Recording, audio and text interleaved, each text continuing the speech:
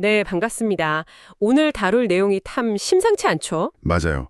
본격적인 이야기에 앞서서 머릿속으로 아주 기묘하고 압도적인 장면을 하나 그려보셨으면 좋겠습니다. 상상력을 좀 발휘해야 하는 대국이네요. 네네. 아주 깎아지른 듯한 험준한 돌산의 정상 부근입니다. 막 구름과 번개가 소용돌이치고 있는데 그곳에 믿을 수 없을 만큼 투명하고 찬란한 청옥, 그러니까 사파이어가 깔린 바닥이 쫙 펼쳐져 있는 거예요. 와, 시각적으로 정말 압도적이네요. 그렇죠. 그리고 청취자 여러분이 바로 그 위에서 신과 함께 저녁 식사를 하고 있다고 상상해 보시죠. 신과의 만찬이라 황홀할 것 같은데요. 그런데 이 황홀한 식사 자리에는 아주 섬뜩한 조건이 하나 붙어 있습니다. 어떤 조건이죠? 이 식사 자리에 오르기 직전에 맺은 어떤 계약이 있는데 그 계약을 단 하나라도 어기게 된다면 곧바로 목숨을 내놓아야 한다는 겁니다. 아, 가장 거룩한 아름다움이랑 가장 끔찍한 공포가 완전히 공존하는 식탁이네요. 바로 그겁니다. 흥미롭지 않으신가요? 오늘 우리가 깊이 파헤쳐볼 텍스트가 바로 이 숨막히는 장면을 담고 있습니다. 네, 오늘 다룰 자료의 출처를 좀 짚어드려야겠죠? 맞습니다. 오늘 분석할 자료는 에이멘 교회에서 선포된 언약의 피라는 제목의 주일예배 설교문인데요. 출애굽기 24장 1절에서 18절까지의 고대 기록을 바탕으로 하고 있습니다. 출애굽기 24장이면 고대 근동의 세계관이 정말 응축된 텍스트잖아요. 그렇죠. 그래서 이번 심층 탐구의 미션은 이걸 단순히 뭐랄까 주일학교 수준의 가벼운 옛날 이야기로 소비하지 않는 겁니다. 복잡한 신학 용어는 다 빼고요. 고대 근동의 충격적인 피해 계약이 대체 뭘 의미하는지, 그리고 이 시내산 꼭대기의 초자연적인 식사 자리가 어떻게 현대의 우리에게 은혜라는 거대한 이야기로 연결되는지 그 디테일을 아주 치밀하게 파헤쳐 볼 겁니다. 아주 기대가 되네요. 사실 이 출애굽기 24장의 극적인 산꼭대기 사건을 제대로 이해하려면 그 직전에 등장하는 내용들을 먼저 가볍게 리뷰할 필요가 있습니다. 출애굽기 20장부터 23장까지 나오는 내용 말씀하시는 거죠? 네, 맞습니다. 이른바 언약법전이라고 불리는 파트인데요. 그 부분이 자료를 읽으면서 진짜 흥미로웠어요. 보통 고대의 율법이라고 하면 눈에는 눈, 이에는 이 이런 무자비한 형벌부터 떠올리잖아요. 그렇죠. 되게 지루하고 잔인한 법일 거라고 오해들을 많이 하시죠. 그런데 이 자료가 분석하는 바를 보면 이 법전은 당시 어느 문명에서도 찾아보기 힘들 정도로 파격적인 시스템이었습니다. 완전 사회적 약자를 보호하는 시스템이었단 말이죠. 고의적인 살인하고 과실치사를 명확하게 구분하기도 하고요. 네, 그 합리성이 대단하죠. 그리고 방금 말씀하신 그 눈에는 눈, 이에는 이, 전문 용어로 동해보복법이라고 하는데요. 이게 사실은 끝없는 복수를 조장하는 게 절대 아닙니다. 오히려 복수를 멈추게 하는 거였죠. 맞습니다. 인간의 본성이라는 게 자기가 한 대 맞으면 10대를 때려야 직성이 풀리거든요. 그게 인간의 폭력성인데 이 법은 그 끝없는 사적 제재를 금지하는 겁니다. 네가 당한 피해 딱 그만큼만 갚아라. 선을 넘지 마라. 이거네요. 정확합니다. 복수의 한계선을 그어주는 고도의 공동체의 질서 유지 법안이었던 거죠. 와, 진짜 놀랍네요. 그리고 또 하나 인상 깊었던 게 이스라엘 백성들한테 과거 애굽에서 나그네였던 시절을 끊임없이 기억하라고 강조하잖아요. 그게 핵심입니다. 너희가 과거에 억압받던 노예였고 값없이 구출받은 존재라는 걸 잊지 말라는 촉구죠. 그러니까 너희 공동체 안에 들어온 이방인이나 가난한 자들을 똑같이 선대하라는 겁니다. 그 대목을 보니까 신약에 나오는 1만 달란트 빚진 자 비유가 딱 떠오르더라고요. 자료에서도 그 연결고리를 아주 날카롭게 짚어내고 있죠. 자기는 갚을 수도 없는 어마어마한 빚을 탕감받았으면서 정작 자기한테 적은 빚을 진 사람의 목을 조르는 그 모순, 그걸 경계하는 게 바로 이 언약법전의 진정한 정신이라는 겁니다. 그러니까 이건 구원을 얻기 위한 빡빡한 자격시험이 아니라 이미 구원받은 사람들이 어떻게 거룩하게 살아갈 것인가에 대한 매뉴얼이었던 거군요. 맞습니다. 이런 묵직한 배경 지식을 깔고 24장으로 넘어가 보면 시내산에서 벌어지는 일들이 완전히 다른 무게감으로 다가오게 됩니다. 좋습니다. 그럼 본격적으로 24장의 무대 시내산으로 올라가 보죠. 하나님이 시내산으로 74명의 VIP를 초대합니다. 명단이 꽤 구체적이죠. 네, 모세, 아론, 그리고 아론의 아들들인 나답과 아비후, 거기다 이스라엘 장로 70명까지. 그런데 이 명단에서 진짜 흥미로운 게 접근 권한의 차이더라고요. 철저하게 계층화된 거룩함의 경계선을 보여주죠. 맞아요. 일반 백성들은 산기슭에 머물러야 하고 73명의 리더들은 산 중턱까지만 올라갑니다. 오직 모세 한 사람만 산 꼭대기로 가는 거예요. 고대인들이 거룩함을 어떻게 인식했는지 보여주는 아주 탁월한 세팅입니다. 여기서 제가 정말 매력적이라고 느낀 사실이 하나 있는데요. 아, 어떤 부분이죠? 바로 나답과 아비후라는 인물들입니다. 이 명단에 이 두 사람의 이름이 있다는 것 자체가 본문을 아는 독자들에게는 엄청난 긴장감을 유발하거든요. 아, 레위기 10장에 나오는 그 비극적인 사건 때문이군요. 맞습니다. 이 둘은 나중에 제사장으로 직무를 수행하다가 신이 명령하시지 않은 다른 불을 제단에 들이다가 그 자리에서 즉사하게 되는 비극의 주인공들입니다. 와, 산 중턱까지 올라가서 신을 대면하는 엄청난 특권을 누렸던 사람들이잖아요. 그렇죠. 그 엄청난 VIP 특권이 결코 가벼운 게 아니라는 걸 보여주는 겁니다. 신에게 가까이 간다는 건 생명이 오가는 극도의 경외감을 요구한다는 사실을 이들의 이름이 암시하고 있는 셈이죠. 그 생명을 건 경외감이라는 표현이 산 아래에서 벌어지는 다음 장면이랑 완벽하게 이어지네요. 언약식 장면 말이죠? 네, 저 하나씩 짚어보죠. 모세가 산 아래 제단을 쌓고 12지파를 상징하는 12개의 기둥을 세웁니다.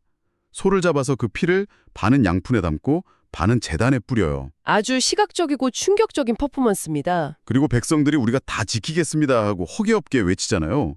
그러자 모세가 백성의 대표들한테 그 붉은 피를 확 뿌립니다. 현대인들한테는 막 사람한테 피를 뿌린다는 게 귀괴하게 느껴질 수 있는데요. 엄청 끔찍하죠, 사실. 비린내도 났을 거고요. 맞아요. 근데 고대 근동의 조약 문화, 특히 종주권 조약의 맥락에서 보면 이게 아주 명확해집니다. 당시 조약을 맺을 때는 반드시 짐승을 쪼개고 피를 흘렸거든요. 생명의 담보인 거죠. 아, 계약을 파기하는 순간 이 동물의 피처럼 네 생명으로 피해값을 치러야 한다. 이거군요. 정확합니다. 무시무시한 선언이죠.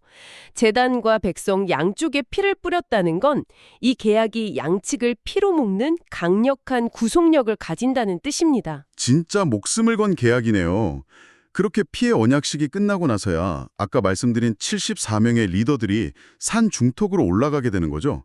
여기서 진짜 흥미로운 하이라이트 부분이 나옵니다. 청옥 바닥 위에서의 만찬 말이죠. 네, 자료에 묘사된 텍스트가 정말 아름답고도 신비롭습니다. 74명이 이스라엘의 하나님을 직접 보는데 그 발 아래가 청옥을 편듯하고 하늘같이 청명했대요. 사파이어 보석이 깔린 초월적인 공간이네요. 그런데 여기서 치명적인 모순이 하나 생깁니다.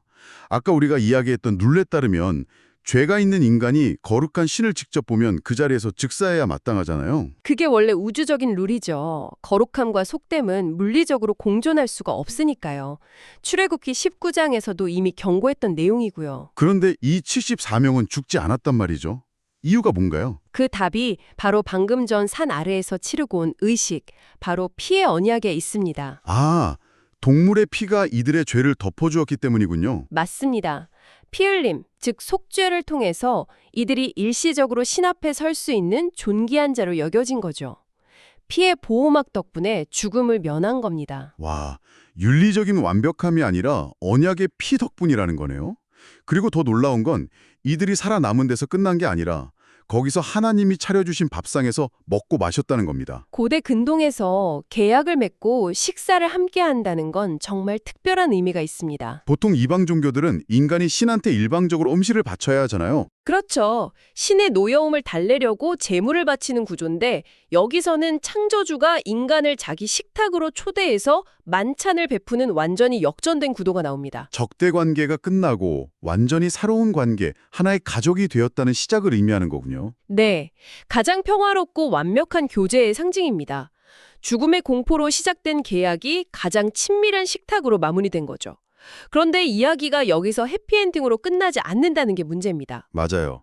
이 황홀한 식사 직후에 모세가 여호수아만 데리고 돌판을 받으러 산 정상으로 훌쩍 떠나버립니다. 백성들은 산기슭에 남겨두고요. 네, 모세가 아론과 훌에게 관리를 맡기면서 우리가 돌아올 때까지 기다려라.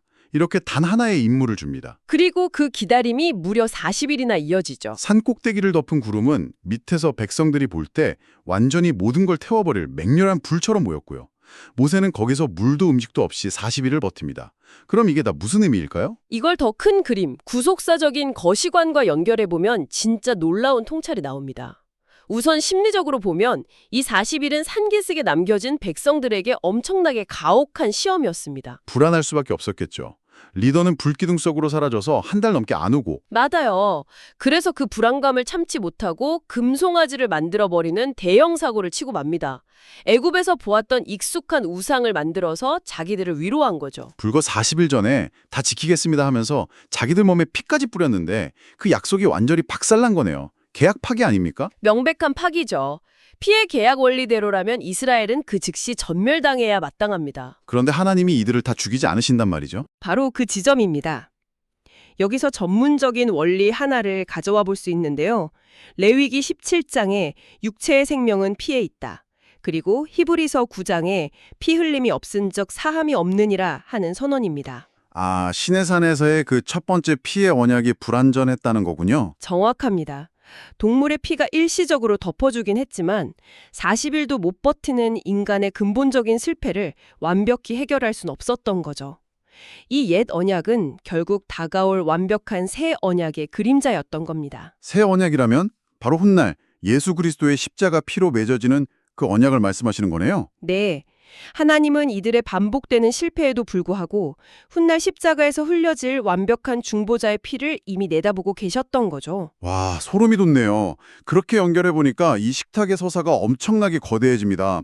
시내산 중턱에서의 첫 번째 언약 식사가 수백 년 뒤에 예수님이 제자들하고 나눈 최후의 만찬으로 이어지는 거잖아요. 맞습니다. 잔을 건네시면서 이것은 나의 피, 곧 언약의 피니라 하셨죠. 제자들 입장에서는 시내산에서 조상들이 핏부림을 받았던 그 무시무시하면서도 거룩한 장면이 확 스쳐갔겠네요. 그리고 이 장대한 식탁의 소사는 거기서 끝이 아닙니다. 요한계시록에 나오는 인류 역사의 마지막 날 모든 민족이 모여서 즐기는 어린 양의 혼인잔치로 완성이 되죠. 피해 공포에서 시작된 고대 근동의 밥상이 십자가를 통과해서 우주적인 영원한 축제의 밥상으로 확장되는 거네요. 이 스케일 진짜 압도적입니다. 정말 깊은 여운을 남기는 구조죠. 자, 청취자 여러분, 수천 년 전 광야의 돌산에서 벌어진 이 기록이 현대를 살아가는 우리에게 왜 이렇게 깊숙이 다가올까요? 가만히 생각해보면 우리 모습이랑 너무 똑같잖아요. 맞아요. 우리도 매일같이 이번엔 진짜 완벽하게 잘 살아보겠습니다 다짐해놓고 돌아서면 작은 불안 앞에서도 어김없이 무너져 내리는 이스라엘 백성과 비슷하단 말이죠. 도덕적으로 완벽해지려고 내 의지를 불태우지만 매번 실패하니까요. 하지만 이 오래된 텍스트는 우리에게 엄청난 안도감과 해방감을 줍니다. 우리가 은혜의 식탁, 존귀한 자의 자리에 초대받은 건 우리의 완벽한 행위 때문이 아니라는 거예요. 우리의 실패를 대신 짊어지고 피를 흘린 완벽한 중보자 덕분인 거죠. 네, 우리의 실패보다 훨씬 더 거대한 은혜가 우리를 덮고 있다는 사실입니다. 이제 오늘의 깊은 여정을 마무리하면서 여러분이 일상에서 궁금히 씹어보실 만한 묵직한 질문을 하나 던지고 싶습니다.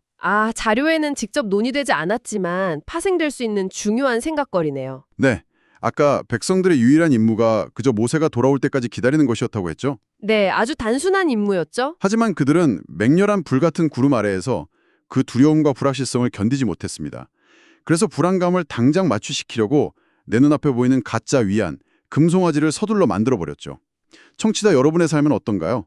응답이 지연되고 인생이 불확실성의 구름에 덮여서 답답할 때 여러분은 약속을 신뢰하며 온전히 기다리고 계신가요? 기다림이라는 게 참 고통스러운 시험이죠. 아니면 그 숨막히는 불안을 당장 달래기 위해서 스스로 통제할 수 있다고 믿는 여러분만의 조급한 금송아지를 지금 이 순간에도 뚝딱뚝딱 만들어내고 있진 않나요? 이 묵직한 질문이 치열한 기다림의 시간을 지나는 여러분에게 새로운 통찰이 되기를 바랍니다. 깊이 있는 성찰의 시간이 되었으면 좋겠네요. 오늘 준비한 이야기는 여기까지입니다. 끝까지 함께해 주신 청취자 여러분, 진심으로 감사합니다.